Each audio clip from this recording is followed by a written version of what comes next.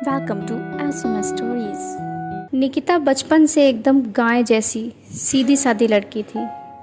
लंबे बाल, सुंदर मासूम चेहरा, चेहरे पर भोलापन, बड़ों से तहजीब से, सम्मान से और धीमी आवाज़ में बात करना उसकी पहचान थी। पढ़ने लिखने में ठीक ठाक थी, ना बहुत अच्छी ना बहुत खराब, मगर खाना बनाना और घर के दूसरे सभी कामों में माहिर थी। निकिता की 2 छोटी बहनें और एक छोटा भाई भी था। निकिता का ये भोलापन स्नातक द्वितीय वर्ष तक ही रहा। जब उसका बीए तृतीय वर्ष चल रहा था, उसके भाव, उसकी बातों में वो भोलापन नहीं रहा, परंतु फिर भी उसका चरित्र ठीक ठाक रहा। बीए अंतिम वर्ष में उसे लड़कों से बातें करना अच्छा लगने लगा और वो कॉलेज के अलावा घर पर भी देर तक बातें करती और घरवाले अगर टोकते तो कहती कि कॉलेज में होमवर्क दिया गया है, उसी से रिलेटेड बात चल रही है। इस तरह वो अपने घर वालों को बेवकूफ़ बनाती रही और उसकी ये गलत आदतें भी बढ़ती रहीं और कुछ दिनों में ही सचिन नाम के लड़के से निकिता का चक्कर भी चलने लगा। खास बात ये थी कि दोनों में से कोई भी उस प्यार के लिए या फिर अपनी लाइफ के लिए सीरियस नहीं था। दोनों टाइम पास कर रहे थे। जब ये बात गली मोहल्ले वालों को पता चली कि निकिता का चक्कर चल रहा है, वो भी एक आवारा लड़के के साथ, तो हजारों बातें बनने लगीं। परंतु निकिता को इन सब बातों का फ़र्क नहीं पड़ता था। कुछ दिनों बाद उसके पापा को ये बात पता चली तो उन्होंने निकिता की शादी फिक्स करने की बात करी और कई लड़के दिखवाए, पर निकिता ने सभी को रिजेक्ट कर दिया। कोई ना कोई कमी बताकर, किसी को काला बताकर तो किसी को कम हाइट का बताकर, किसी की एजुकेशन कम बताई तो किसी के कमाई का कुछ भी जरिया नहीं है ऐसा बताया और कहा कि पापा, आपको मैं गलत लगती हूँ तो मैं यहाँ नहीं रहूँगी, मैं पास के शहर में जॉब करूँगी और कमाई करूँगी ताकि आपका हाथ भी बटा सकूँ। निकिता के पापा ने उस पर फिर से भरोसा किया और उसे जॉब करने की परमिशन दे दी। निकिता ने सचिन को चुपके से कॉल करके जॉब ढूंढने को कहा और उसे 5,000 प्रति माह सैलरी वाली जॉब आई स्पेशलिस्ट के यहाँ रिसेप्शन पर बैठने की मिल गई। उसने जॉब शुरू कर दी। अब निकिता का अफेयर आई डॉक्टर से भी चलने लगा। कुल मिलाकर निकिता, जो बहुत मासूम हुआ करती थी, अब वह कैरेक्टर की अच्छी नहीं रही और इस राह पर काफ़ी आगे तक बढ़ चुकी थी। एक तरफ वो सचिन को भी बेवकूफ़ बनाती रही और दूसरी तरफ ये डॉक्टर। जब निकिता की माँ को ये सब पता चला तो उसने उसे बहुत समझाया, परंतु धीरे धीरे उसने अपनी माँ को उसकी नंबर 2 की कमाई का कुछ हिस्सा देकर अपने पक्ष में कर लिया। अब निकिता की आदत पड़ गई थी नंबर 2 का काम करने और उसकी कमाई खाने की, परंतु निकिता के पापा को कुछ भी पता नहीं था इस बारे में। वो अपनी 20,000 रुपये प्रति माह की नौकरी और मेहनत से अपना घर परिवार का खर्चा चला रहे थे। अब निकिता की आदत खराब हो चुकी थी। उसका मन अब और भी ज़्यादा पैसा कमाने और ऐश और आराम की तरफ भागने लगा था, मगर उसे समझाता कौन, क्योंकि माँ को उसने लालच देकर अपने बस में कर रखा था। 2 बहनें थीं, वो बहुत छोटी थीं, जिन्हें दुनियादारी की समझ भी नहीं थी, और एक छोटा भाई था जो कि बाहर पढ़ाई कर रहा था। बाप को इस बारे में भनक तक नहीं थी। निकिता के रिश्ते भी आ रहे थे, पर निकिता कब तक टालती रहती। अब उसने सोचा कि हर बार मना करना ठीक नहीं है। कोई ऐसा लड़का मिल जाए जो उसकी उंगलियों पर नाचे तो वो हाँ करे। एक दिन वो भी आ गया जब अच्छे अच्छे रिश्ते मना करने वाली निकिता ने एक रिश्ते के लिए हाँ कर दी। उसके पिता को सरप्राइज़ भी बहुत हुआ और खुशी भी कि चलो हाँ तो की, परंतु सरप्राइज़ ये कि ना तो ये लड़का खूबसूरत है, ना ज़्यादा पढ़ा लिखा और ना ही ज़्यादा पैसे वाला, और देहात का रहने वाला है। पर मुझे क्या, मेरी बेटी राजी हो गई, यही बहुत है, उसका घर बस जाएगा। फाइनली निकिता की शादी हो गई। लड़का बहुत खुश था कि उसे उसकी उम्मीद से ज़्यादा सुंदर और पढ़ी लिखी लड़की मिल गई। मगर अब उसने शहर में पढ़ने की जिद की तो खैर सबने हाँ भी कर दी, ये सोचकर कि बहू पढ़ लिख कर सरकारी नौकरी करेगी तो अपना ही तो नाम ऊंचा होगा। अब निकिता और कुणाल दोनों शहर रहने लगे। निकिता ने शहर में भी गलत तरीके से प्राइवेट जॉब ढूंढ ली, जिसमें बाहर का ऑफिस तो अच्छा था मगर अंदर कई गलत काम के लिए भी सर्विस दी जाती थी। कुणाल ज़्यादा पढ़ा लिखा तो नहीं था, पर मेडिकल की थोड़ी बहुत जानकारी थी। कुणाल का गांव में मेडिकल स्टोर था, तो वह हर संडे अपनी पत्नी निकिता के पास जाता था। चालाक निकिता बड़े प्यार से बाबू बाबू करके उससे सारे काम, जैसे हफ्ते भर के कपड़े धुलना, रोज़ के बर्तन झाड़ू सब करा लेती थी।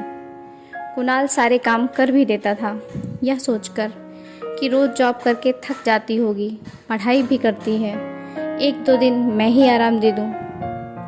अब धीरे धीरे निकिता हद पार करने लगी और रेड लाइट एरिया के काम भी लेने लगी, जिससे उसे अच्छी इनकम होने लगी। इसके अलावा जहां वह जॉब करती थी उसके मालिक से भी उसका अफेयर था, जो कि वक्त के साथ साथ इतना बढ़ गया कि वो उसके रूम पर भी आने लगा। जब ये बात कुणाल को पता चली कि कोई उसकी अनुपस्थिति में उसके रूम पे आता है तो उसने विरोध किया। पहले तो निकिता ने प्यार से बहलाने की कोशिश की, मगर ये बात भला कौन पति बर्दाश्त कर पाता। उसने उसे थप्पड़ मारा तो निकिता ने धमकी दे डाली कि अगर वो नहीं माना और दोबारा उसके रास्ते का रोड़ा बनने की कोशिश की तो वो उसके पूरे परिवार पर दहेज एक्ट का मुकदमा कर देगी और उसे और उसके पूरे परिवार को जेल की चक्की में आटा पिसवाएगी। कुणाल बेइज्जती और मुकदमे के डर से चुप रहने लगा। अब तो उसके ये काले कारनामे कुणाल के सामने भी होने लगे। बेचारे कुणाल को बाहर बरामदे में सोना पड़ता था और उसकी बीवी अपने नए आशिक के साथ रूम में सोती थी। मगर अब इसी बार से कुणाल ने सोच लिया कि अब वहाँ नहीं जाना है और ना ही इस बदतमीज औरत के साथ रहना है। वह अगले दिन घर चला आया और तलाक के बारे में सोचने लगा। निकिता का नया आशिक दीपक बहुत शातिर था। उसे जब पता चला कि निकिता के उसके अलावा कई और भी आशिक हैं और वह उनसे भी सिर्फ धन उगाही के लिए प्यार का नाटक करती है, तो उसने उसे सबक सिखाने को सोचा। एक दिन दीपक ने उसे पैसे देने से इनकार कर दिया और कहा कि अपने पुराने आशिकों से लो जाकर। तो निकिता ने भी अपनी नीचता दिखा दी और कहा कि अगर तुम मुझे मेरी मर्जी के मुताबिक पैसे नहीं दोगे तो मैं तुम्हें बदनाम कर दूंगी। दीपक ने कहा, ऐसा क्या करोगी? तो निकिता ने अपने कपड़े फाड़कर चिल्लाना शुरू कर दिया। वह ज़ोर ज़ोर से विंडो की तरफ झांक झांक कर चिल्लाने लगी कि बचाओ, एक आदमी मेरी इज्जत पर हाथ डाल रहा है। अब दीपक को समझ नहीं आ रहा था कि वह क्या करे। वह मन ही मन ये सोच रहा था कि क्या सोचा था, क्या हो रहा है। यहाँ तो उल्टा लेने के देने पड़ रहे हैं, पर मैं हार नहीं मानूंगा। इस बदतमीज औरत को सबक सिखा कर रहूँगा। और दीपक ने ऐसा सोचते हुए विंडो और रूम के दरवाजे बंद कर दिए। अब दीपक और निकिता में हाथापाई शुरू हो गई और निकिता के हाथ में चाकू आ गया।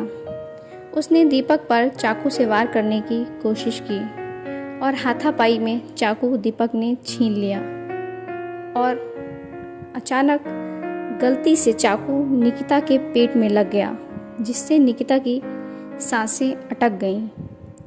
अब दीपक को समझ नहीं आया कि वह क्या करे। निकिता की अटकी हुई सांसें भी कुछ ही पलों में थम गईं। अब दीपक बहुत घबरा गया और खुद को बचाने की सोचने लगा। उसने इस घटना को सुसाइड केस बनाने को सोचा और निकिता को उसके दुपट्टे से पंखे पर लटका दिया ताकि देखने वालों और पुलिस को लगे कि उसने सुसाइड की है, और खुद इस तरह से भाग गया कि किसी को भी भनक ना लगे।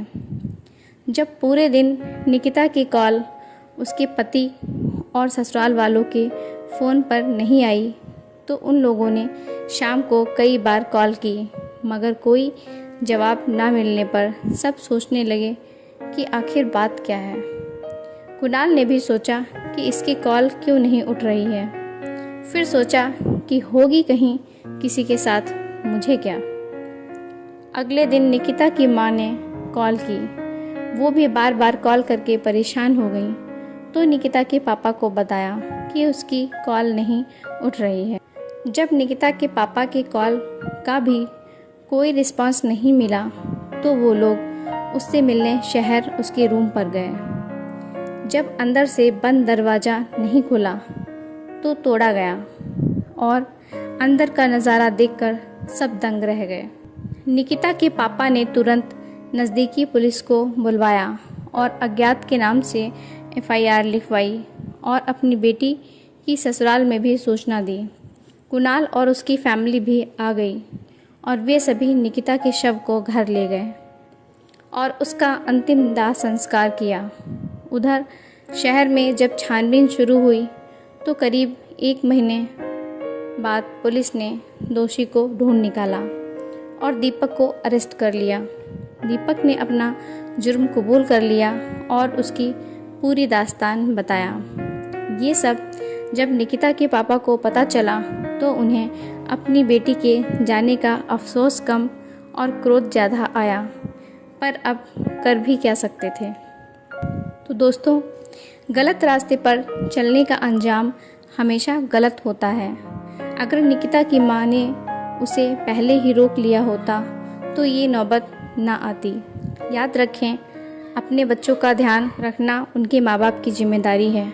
ऐसा नहीं है कि उन्हें एकदम से बंधनों में बांध दिया जाए, पर यह भी नहीं है कि उनका बिल्कुल भी ध्यान ना रखा जाए। दोस्तों, आपको ये स्टोरी कैसी लगी कमेंट बॉक्स में ज़रूर बताइएगा। ऐसी ही और स्टोरीज़ सुनने व देखने के लिए मेरे चैनल को सब्सक्राइब ज़रूर करें, बेल आइकन को प्रेस करें, जिससे मुझे भी मोटिवेशन मिलता रहे, मैं आपके लिए और भी अच्छी अच्छी स्टोरीज़ लाती रहूं। Thank you so much guys. मिलती हूँ नेक्स्ट स्टोरी में, नेक्स्ट वीडियो में। धन्यवाद। जय हिंद।